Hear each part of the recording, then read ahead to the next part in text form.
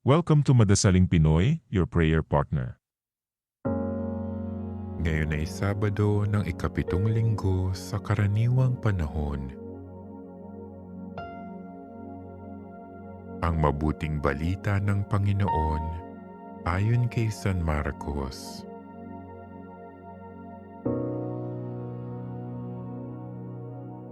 Noong panahong iyon, may nagdala ng mga bata kay Jesus upang hilinging ipatong niya sa mga ito ang kanyang kamay. Ngunit pinagwikaan sila ng mga alagad.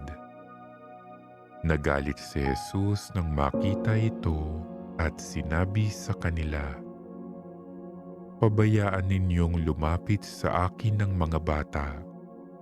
Huwag ninyo silang sawayin, sapagkat sa mga katulad nila naghahari ang Diyos. Ito ang tandaan ninyo, ang sinumang hindi tumatanggap sa paghahari ng Diyos, tulad ng isang maliit na bata, ay hindi mapapabilang sa mga pinaghaharian niya." At kinalong ni Jesus ang mga bata, ipinatong ang kanyang mga kamay sa kanila, at pinagpala sila.